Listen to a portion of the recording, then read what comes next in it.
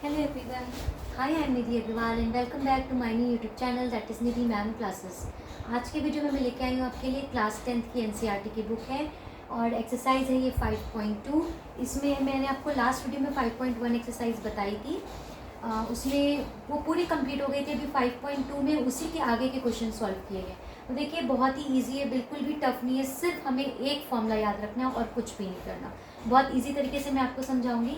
तो इस एक्सरसाइज में सबसे पहले मैं आपको एग्जाम्पल समझा के कुछ बेसिक कॉन्सेप्ट क्लियर कर रही हूँ, बिकॉज सेम एग्जाम्पल के बेसिस पे आपकी एक्सरसाइज के फर्स्ट 9 सम सॉल्व हो जाएंगे। तो बहुत ध्यान से देखिए, जैसे जैसे आप एग्जाम्पल देखेंगे आप एक्सरसाइज से रिलेट करेंगे तो फर्स्ट 9 सम्स सॉल्व हो जाएंगे। तो सबसे पहले मैंने स्टार्ट किया है वहाँ पे जो एक्सरसाइज 5.2 के जस्ट पहले एक एग्जाम्पल दिया गया था 5.3, वो देखिए क्या दिया गया है। थर्ड एग्जाम्पल, इस एक्सरसाइज में आपको फाइंड आउट क्या करना होता है। आपको एक एपी दी होगी, एक अर्थमेटिक प्रोग्रेशन, एक सीरीज दी हुई है। आपको अभी पता है कि ए का वैल्यू क्या होता है जो फर्स्ट नंबर होता है, डी का वैल्यू क्या होता है, सेकंड से फर्स्ट को माइनस करेंगे, थर्ड से सेकंड को माइनस करेंगे, अगर डिफरेंस सेम आता है तो वो स्मॉल डी की वैल्यू होती है। अब ये एक्सरसाइज डॉट डॉट करके बनी हुई है, इसके एंड में कोई टर्म नहीं लिखा गया है। इसका मतलब क्या है, हमें इसका एंड वाला टर्म निकालना है, लेकिन हमें ये नहीं पता इस एक्सरसाइज में कितने टर्म्स है। तो उन्होंने स्टार्टिंग में स्टेटमेंट में दे दिया, देखिए find 10th term of this. 10th term मतलब इस सीरीज में कितने टर्म है, 10 है। तो स्मॉल एन की वैल्यू क्या हो जाएगी, 10। तो देखिए इस क्वेश्चन की स्टार्टिंग स्टेटमेंट से आपको एन की वैल्यू पता चल गई। ये आपका ए हो गया फर्स्ट नंबर।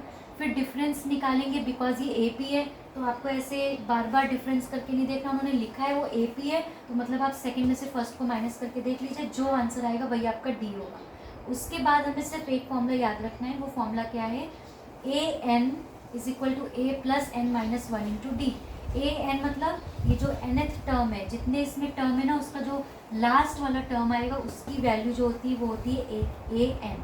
ठीक है, तो A N is equal to A first term हो गया, एन मतलब जिस उस सीरीज में जितने टर्म है तो ये वो उस टर्म की वैल्यू होगी। जैसे इस सीरीज में कितने टर्म है, 10, तो ये 10 टर्म वाले की वैल्यू होगी। देखिए यहाँ पे वैल्यू नहीं दी है ना एन, तो वो वैल्यू होगी।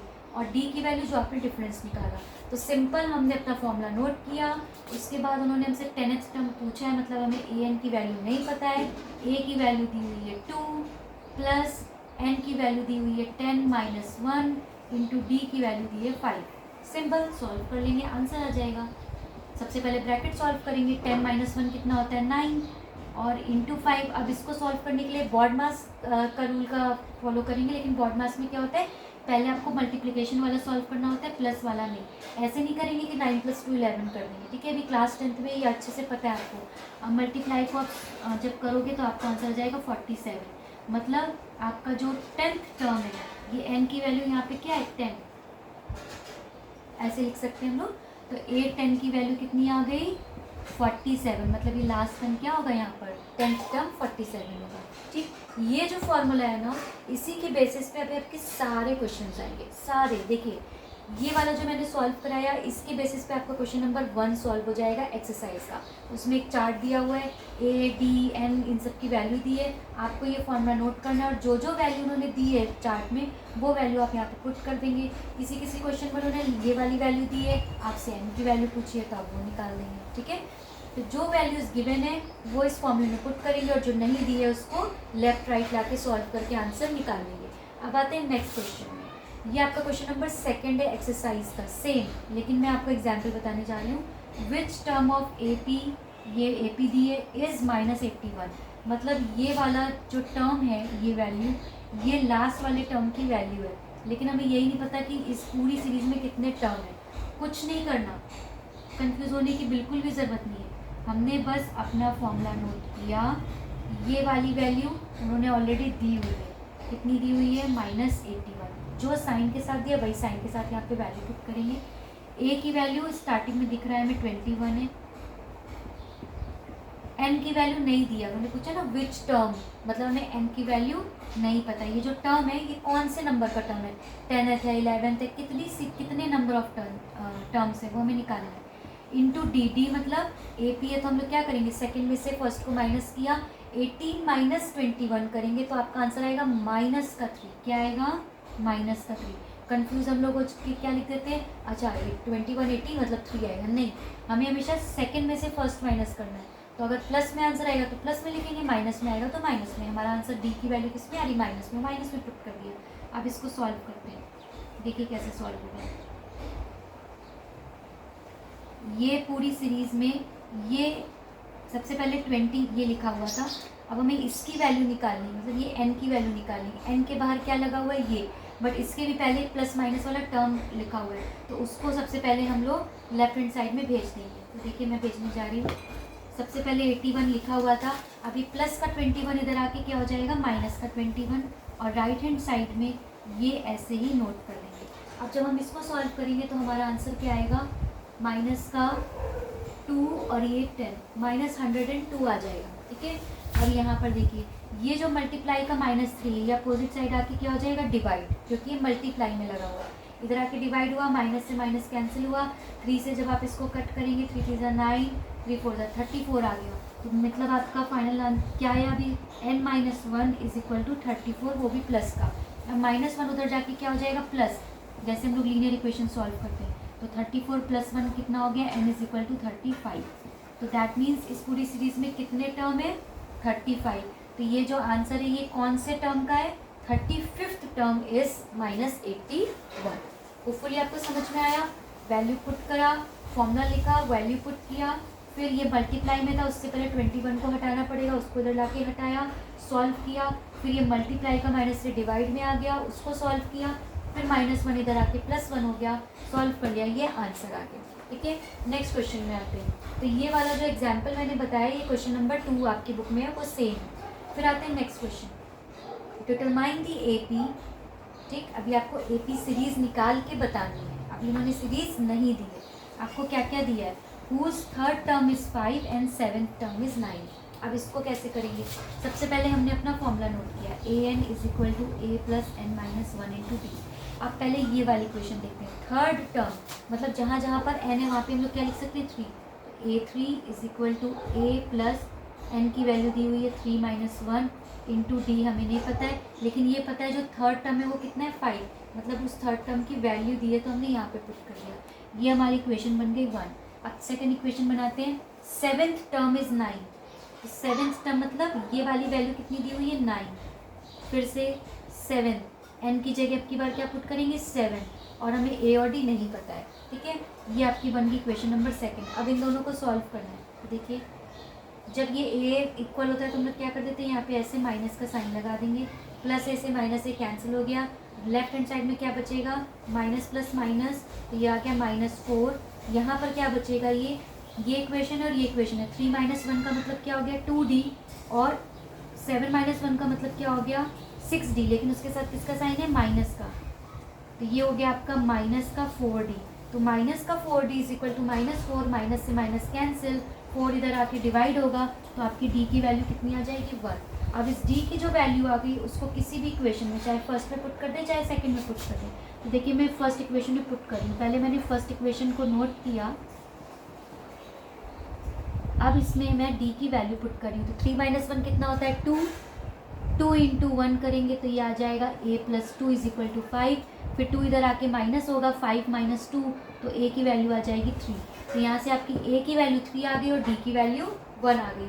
अब हमें a पता चल गया, d पता चल गया, हम लोग AP बना सकते हैं, क्योंकि a मतलब होता है फर्स्ट टर्म और d मतलब होता है डिफरेंस, मतलब एक एक का डिफरेंस है। तो फर्स्ट नंबर आपका क्या हो जाएगा, 3, सेकेंड नंबर क्या है, 1 1 का डिफरेंस है, मतलब 3 4 फिर 5 फिर 6। अब देखिए 1 1 का डिफरेंस आएगा, एंड डॉट डॉट डॉट, ये हमारी बन गई AP, ठीक है। तो फिर से देखिए क्या किया, फॉर्मूला नोट किया, वहाँ पे उन्होंने लिखा था थर्ड टर्म इज 5, मतलब थर्ड टर्म की वैल्यू दी हुई है 5, a और d की वैल्यू नहीं दी है, लेकिन हमें पता है इसमें n की वैल्यू कितनी है, 3। तो 3 - 1 करेंगे कितना आ जाएगा, 2d। सेकेंड इक्वेशन बनाएंगे, 7th टर्म इज 9, तो वो 9 की वैल्यू पुट करी, a d नहीं पता है, लेकिन ये पता है 7th टर्म है, मतलब 7, 7 - 1 करेंगे कितना आ जाएगा, 6। फिर दोनों को सॉल्व किया, सॉल्व करके d की वैल्यू निकाली, उस d की वैल्यू को आप किसी भी इक्वेशन में रखेंगे ना सेम आंसर आएगा। ये हमने फर्स्ट इक्वेशन में रखा और निकाला, a की वैल्यू आ गई। अब हमें जब a और d पता चल जाता है तो हम लोग सीरीज लिख सकते हैं, क्योंकि a का मतलब होता है फर्स्ट टर्म, और सेकंड थर्ड टर्म में क्या करेंगे, जितना भी d मतलब डिफरेंस, जितना डिफरेंस निकला उसको ऐड करते जाएंगे। 3+1, अगर वहाँ पे 2 का डिफरेंस निकलता तो हमारी सीरीज क्या हो जाती, 3+5+7+9, ठीक है, डॉट डॉट डॉट। तो ये हमारा हो गया एग्जाम्पल नंबर 5 सॉल्व। ये भी आपकी एक्सरसाइज में आप देखोगे तो क्वेश्चन नंबर 4 या 5 ऐसे ही दिया हुआ है, सेम क्वेश्चन दिया है, ठीक है। अब आते हैं, मैं आपको एक और एग्जाम्पल बताने जा रही हूँ, वो है question example number 6। Example number 6 और 7 बताती हूँ। तो देखिए 6th एग्जाम्पल में क्या दिया हुआ, उन्होंने लिखा है check whether 301 is a term of this. आपको एग्जाम्पल नंबर 6 में ये चेक करना है। उन्होंने एक सीरीज दे दी है, क्या सीरीज दे दी है, 5, 11, 17, 23 एंड डॉट डॉट डॉट। ये एक एपी दे दी है। आपको चेक करना है कि ये जो 301 है ये एक टर्म की वैल्यू है, वो इस सीरीज़ की कोई वैल्यू निकल के आती है या नहीं निकलती आती है, मतलब ये जो टर्म है ये सीरीज़ का एक पार्ट है कि नहीं है। तो उसके लिए हम लोग क्या करेंगे, देखिए सबसे पहले हमें ए की वैल्यू दिख रही है 5, बी की वैल्यू क्या होगी 11 माइनस जब आप 5 करोगे तो कितना आ जाएगा 6। अब हम लोग सिंपल सबसे पहले अपना फॉर्मूला नोट करते हैं। नोट करने के बाद देखते हैं हमें वैल्यू किसकी दी हुई है। तो यहाँ पर आपको 301 पूछा है कि किसी की वैल्यू है कि नहीं, मतलब ये 301 एक वैल्यू है तो वो लिख दी। ए की वैल्यू है 5, एन हमें नहीं पता इसमें कितने टर्म है, और डी की वैल्यू है 6। अब इसको सॉल्व करते हैं और एन की वैल्यू निकालते हैं। तो देखिए एन की वैल्यू निकालने के लिए सबसे पहले मल्टीप्लाई 6 है, उससे भी पहले +5 है। सबसे पहले +5 को इधर लाके -5 कर दिया। अब जब हम लोग यहाँ पे -5 करेंगे तो ये वैल्यू आ जाएगी आपकी 296, ठीक, माइनस करने के बाद। और ये जो मल्टीप्लाई का 6 है इसको इधर लाके डिवाइड कर लिया। जब आप इसको डिवाइड करोगे तब देखिए कितनी वैल्यू आती है, 2 1 ज़ा 2, 2 4 ज़ा 8, 2 8 ज़ा 16 एंड 2 3 ज़ा। फिर जब आप सॉल्व करोगे तो ये सॉल्व नहीं होगा क्योंकि ये आ रहा है 148/3। अगर आप इसको 3 के टेबल से कट करोगे तो ये फ्रैक्शन में आएगा, मतलब डेसिमल में आएगा, पूरा पूरा कट नहीं हो रहा है। और इज इक्वल टू n-1। अब -1 इधर लाके +1 करेंगे तो 148/3 जब आप +1 करोगे, जब आप एलसीएम लेके यहाँ पे सॉल्व करोगे तो आपकी वैल्यू आ जाएगी 151/3। और ये कट नहीं होगा 3 से, मतलब n की वैल्यू क्या आ रही, फ्रैक्शन में आ रही। और जो हमारी एपी सीरीज़ होती है उसमें कभी भी नंबर ऑफ टर्म्स फ्रैक्शन में नहीं होने चाहिए, वो होल नंबर मतलब एक नंबर में होने चाहिए, कोई डेसिमल में नहीं होना चाहिए, ना ही फ्रैक्शन में होना चाहिए।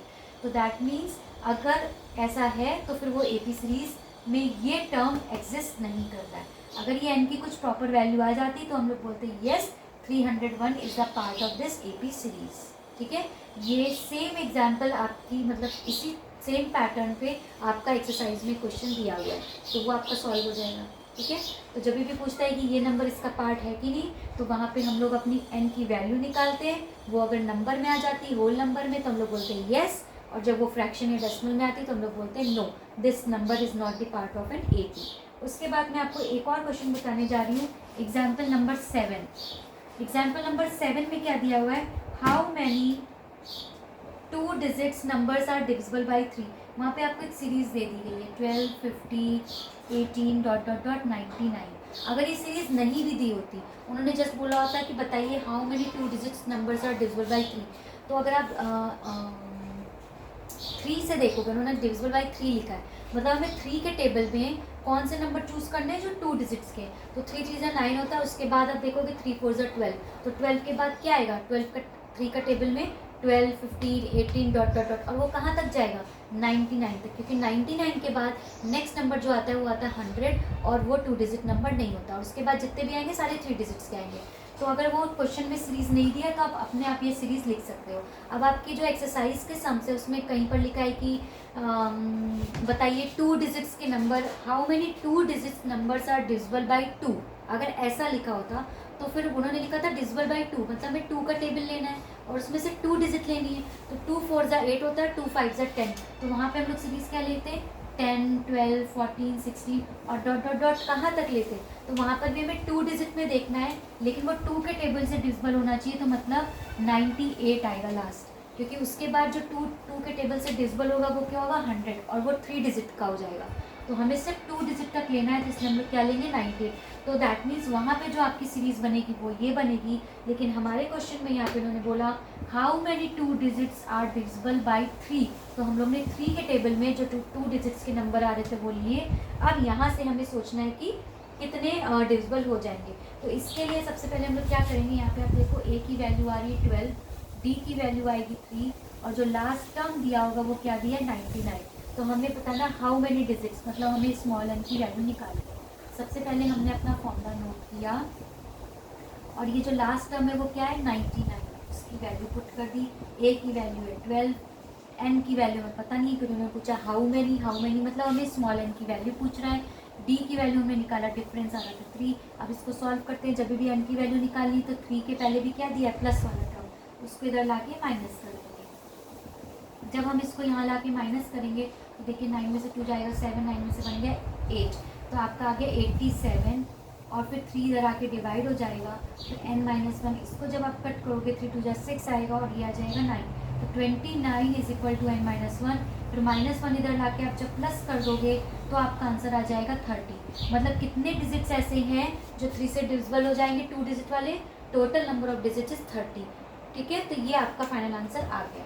तो यही एग्जाम्पल जो मैंने आपको बताया, इसी पैटर्न पे आपके क्वेश्चन नंबर 6, 7, 8, 9 हो जाएंगे। तो ये जो मैंने आपको एग्जाम्पल समझाए, बेसिक समझाया, इस एग्जाम्पल की हेल्प से आप एक्सरसाइज के फर्स्ट से लेकर 9th सम तक सॉल्व करेंगे। और अगर कोई भी क्वेरी आती है तो मुझसे पूछेंगे। मैं 1 to 9 आपको सॉल्व करके नहीं बता रही हूँ क्योंकि वो सेम एग्जाम्पल के साथ है। ठीक है, नेक्स्ट वीडियो में मैं आपको एक्सरसाइज के क्वेश्चन नंबर 10 से लेके आगे के बताऊँगी। मिलते हैं नेक्स्ट वीडियो में, तब तक मेरे चैनल को सब्सक्राइब करना मत भूलिएगा। और ये वीडियो आपको कैसा लगा, आपको समझ में आया कि नहीं, मुझे कमेंट सेक्शन में ज़रूर बताइए और कोई क्वेरी है तो वो भी ज़रूर पूछिए।